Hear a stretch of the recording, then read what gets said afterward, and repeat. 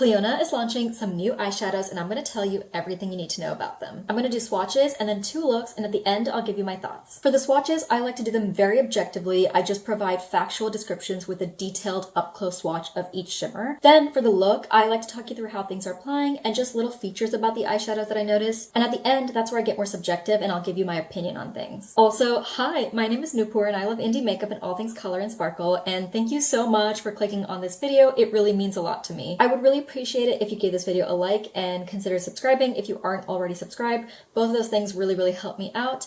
And also, once you've seen the swatches, I would love to know in the comments what your favorite shadow was. Let me give you some launch details really quickly. So this collection is launching on March 18th at 3 p.m. Eastern time, and I will link the website down below in the description box. I do have a couple disclaimers before we get started. So first of all, I did receive this collection in PR to do paid swatches for Clionadh, so you will actually be able to see those swatches on their website on launch day. And then the second thing is that I have an affiliate code with the brand, which is just my name, Nupur, and thank you so much if you use it. It'll help you save on your order, and it also helps me out because I get a small commission. That being said, I am not trying to convince you to purchase anything from this collection. My goal here is just to give you as much information as possible. So now that that's out of the way, we can get into the swatches. Here are all the countdown shadows up close. I want to mention that Clionadh has not yet decided which shadows they will be making permanent, so if you have your eye on anything, it might be best to pick it up sooner rather than later. Really quickly, I want to make a note about how I do my shimmer swatches in case you're new to my channel. So what I do is I do an opaque swatch at the top and then a sheer swatch at the bottom. And then I also rotate my hand in focus as well as out of focus, just so you can get multiple different looks at the eyeshadow. Brilliance is an iridescent with sparkles that shift minty green, blue, indigo, and even purple at the sharpest angle. This is the new Clionadh iridescent formula that has a very small particle size and is very smooth. It's sparkly without being too thick. The formula is also a bit on the drier side, but nowhere close to that cornstarch feel. Vare has a blue base with a green to aqua to violet shift. This one has a medium particle size and some texture to it, but smooths out easily. The shift is not as bold as with some of the other shades, probably due to the base color being close to the shift colors. Celadon has a grungy sheer olive base with a cobalt to purple to pink shift. This one does have a bit of texture to it and a larger particle size, but it's not flaky. It did not fully smooth out and would benefit from a tacky base for a uniform finish. Gargoyle Light has a cool gray base with a silvery reflect that shifts multiple shades of green and additional pink sparkles as well. This is the light version of their Gargoyle Jeweled Multichrome. It is super smooth with a small particle size, but still sparkly.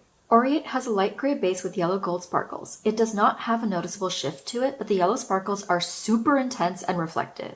It has a medium particle size and smooths out easily. Vineyard has a pigmented wine red base with a strong shift that goes from chartreuse to aqua to blue and even violet at a sharp angle. This one is super smooth with a fine particle size. It is very shiny and has some sparkle, but not as much sparkle as some of the other shades in this collection.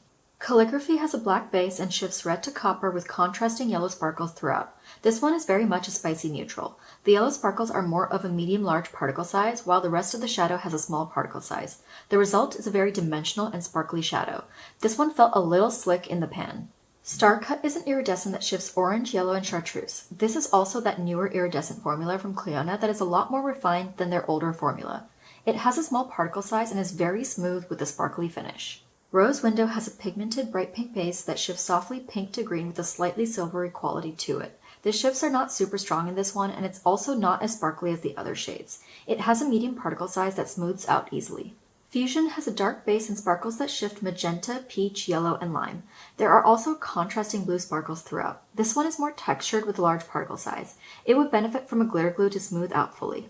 Here's the first quad, the white version. This has an iridescent and 3 other shifty shadows. The top left shade is a multi-dimensional iridescent with sparkles that are pink, green, aqua, purple, and blue. This has a slightly large particle size. The top right shade is a pearly metallic with a pigmented lavender base and sparkles that shift silver and aqua. It has a small particle size and is very smooth.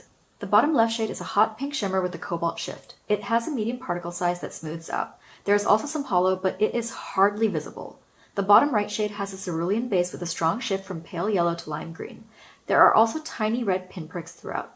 This has a medium particle size and a little texture with a very sparkly finish. Then here's the second quad, the black version. This has 1 standard shimmer and 3 other shifty shadows. The top left shade is a vibrant metallic cobalt. This one has a smaller particle size and is not as sparkly as the other shades, but it is very intense and glowy. The top right shade is a multi-dimensional brown shadow with a strong gold shift and multicolored sparkles. It has a small to medium particle size with very little texture.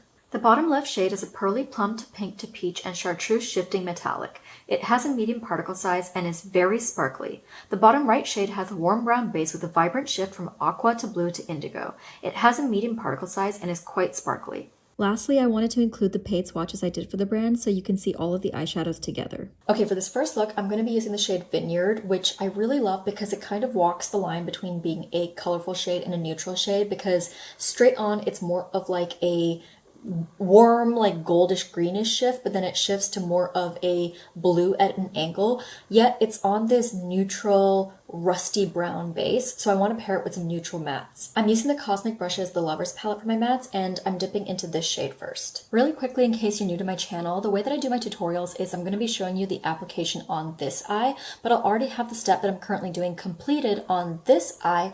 That way you can see as I'm building the shadows what the end goal is. I'm running this shade through the crease, and I'm going to keep the matte work pretty simple because this video is all about the Clionadh shimmers anyway. Also running this on my lower lash line. Now I'm taking this shade to deepen up a little bit, fluffing this on my outer corner, and then slowly starting to blend it out. Also, sorry, the light changed the background. I forgot that I didn't actually put a light up, and I put it on just before this step. I deliberately chose this palette and these mattes because they're more warm tone neutrals, which I think will really go with the base of this multichrome. And again, running this darker shade on my lower lash line, but just keeping it on the outer third here. That's it for the mattes, so now I'm going to dip into Vineyard. You can see it has that beautiful greenish to blue reflect, but then when I move it away from the light, the rusty brown base comes out, and that's why I wanted to pair it with these neutral mattes. I'm applying it with my finger first to get the bulk of the pigment on, but I'm going to keep it on the outer 2/3 of my lid. Then I'm switching to a brush to get a bit more precise with it. This shadow has that classic smooth and refined Clionadh formula to it. There's no texture at all to this shade. It has a very small particle size, so it's more luminous, and there is some sparkle to it, but it's not the most sparkly shade in this collection because I think some of the shades with a touch more texture have more sparkle to them, which is why I'm going to pair it with this shade Aureate in the inner third of my lid. I'm carefully applying this with a brush, and this shade has just a touch more texture than the Vineyard shade. I wouldn't say it's flaky or like super textured at all, but I'm so sorry, I got interrupted by my dog because my upstairs neighbors, they're just very noisy and she got freaked out. But I was saying that this shade is not textured by any means, but it is a step up particle size from the Vineyard shade, and it's also a lot more reflective and shiny and sparkly, which is why I wanted to put it in this inner portion here, because I wanted to bring a lot of light to that area. I also feathered Aureate into Vineyard, which I think works really well because Aureate has a very strong gold shift facing forward, and Vineyard is more of like a green that's a warmer green that leans a little gold, so they blend really well with each other. For my inner corner, I'm going to finish up with Brilliance. This is of course going in the inner corner, but also down here, and finally up through my inner swoop. I am super excited for this shade, and that's why I wanted to use it in this look. Well, actually there's two reasons. The first one is that I think it really complements the other green that I have going on my lid, and this one is more of a warm tone green and the inner corner is more of a cool tone green, so I love that contrast. But also Clionadh mentioned that they are not sure which of these 10 single shadows that they will be making permanent, and I really, really hope that they make this one permanent, because I have this type of shadow from other brands, but Clionagh's formula is so luxe and so refined. It's a little bit on the dry side. It's not super, super dry, but I feel like the other shadows that I have that are in this colorway are a bit more slick feeling and emollient. So if you struggle with creasing, I think this is going to be the best option for you. Here's the final look with mascara, cheeks, and lips on, and I feel like that always really brings a look together and makes it look complete, and I'm really happy with how it turned out. And here it is in my other light so that you can see all of that sparkle. And I feel like you can also see the shifts a little bit better here because you can see that Vineyard goes from that grassy green, that like limey green, to more of a minty green and even a blue at a harsh angle. But I just feel like this light shows texture a little better, although you probably also see the fallout that I have on my face over here. I was a little messy in my application, so don't mind that. Since the first look focused on the single shadows, I think I want to use shimmers from the quads for my second look. I really want to use this spicy neutral shade here because it's so pretty and dimensional, but I'm not, because the first look had more of a wearable, slightly neutral feel to it, so I want to go a bit more colorful today. So I actually think I'm going to do this shadow all over the lid. So to pair with that, I'm going to use my Narimi Black Ash palette. Here's the inside, and you can see it has a couple of blue shades, so I'm probably going to stick with that, especially because I feel like this blue over here really matches my sweater, so I think it'll pair well. I'm going to start by dipping into this shade Fog, and this is going to go all throughout the crease. This is going to be very simple matte work, just like the first look, since I want the focus to be on the shimmers. I definitely picked up too much with that first dip because I have not gone back into any more pigment, and I'm just blending out what I put down instead of my usual, you know, build and slowly blend bit by bit. And running it along the lower lash line as well, just to mirror the upper portion. I chose these mattes specifically because this blue has a lot of warmth to it, and the main shimmer that's going on my lid has a warm brown base, much like the shimmer in the first look that I did, and so I'm hoping that this tone of blue matte will mesh well with the base of the shimmer. Now I'm going to pick up just the tiniest amount of this shade Desolate. My dog is sleep barking, so if you hear that, I'm sorry, but this is going to go on my outer corner over here. Narimi mattes are super pigmented, which is why I was like, I'm going to pick up just the tiniest amount of this because I just don't want this to get out of hand. And I'm slowly just blending that outwards.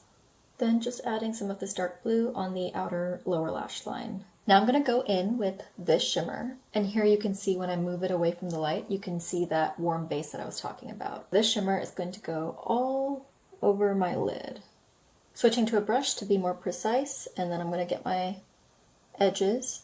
This shimmer is so smooth, but so sparkly and luminous and bright. Like, the mattes are pretty grungy and smoky, but this shimmer brings so much life to the look. And I'm not even using any glitter glue. This is just going over my regular eye primer. Now for the inner corner, I absolutely have to use this iridescent shade over here because it's got these beautiful multicolored sparkles, and that's totally my jam. Since I have it all in my other eye already, let me tell you, I love this shadow. It is so pretty. But I'm going to finish up putting it here. It is a little textured and not flaky, but I would be careful with fallout with this shade. I don't know if you're going to be able to see in this light how dimensional and sparkly this shade is, but I'll show you the complete look in my other studio light, which should be able to pick up on the sparkles. I was about to do my mascara and complete the look, but then I decided I wanted to add a little bit more visual interest to the look, so I'm going to dip into this shadow over here, spraying my brush, and then I'm going to place that right along my lower lash line, and I'm going to tap it in first because I really don't want to get any fallout. Just working in small layers until I'm happy. I really don't know if this is translating on camera, so I am going to look up and then just move my head from side to side, and then hopefully you'll be able to see the glitter on my lower lash line. Here's the final look with the lip and mascara on, and I feel like this look is a lot more bold than the first look I did, and it's also more monochromatic because the main shimmer that I have on my lid is that blue multi-chrome, and I also have a blue base shimmer on my lower lash line, which I didn't mention while applying it, but that's why I put it on my lower lash line, because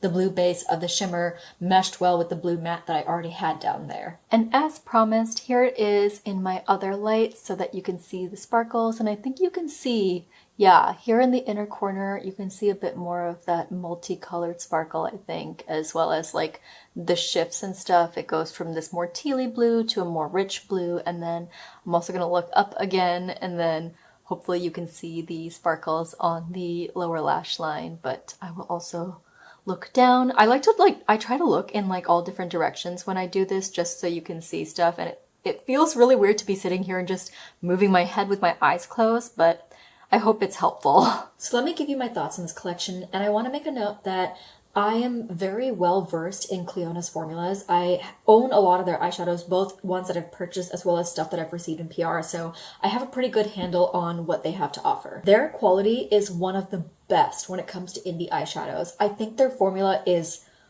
pretty much unparalleled. You are almost never going to receive a bad eyeshadow from Clionadh. And to me, the only eyeshadow that I consider bad is their original jeweled multichrome line, because those crease on me. And as someone who rarely ever struggles with creasing, I was shocked when they creased on me. That being said, I can't really speak to creasing with their other eyeshadows because, like I said, I rarely struggle with creasing. But I have heard from, several friends and stuff that Clionadh eyeshadow formula-wise, they don't crease much. And out of all these eyeshadows, almost all of them did not have that same formula that the original jeweled multichromes did. The only one that was close was Calligraphy, which felt slightly slick in the pan, but not emollient or oily. It just had a bit of that same texture that the original jeweled multichromes do, and I feel like that's because of the black base. So aside from Calligraphy, I feel like all of these shadows are on par with everything else that I've tried from Clionadh, and quality-wise, I think they're amazing. So in terms of what I would recommend from these, it really just comes down to your preference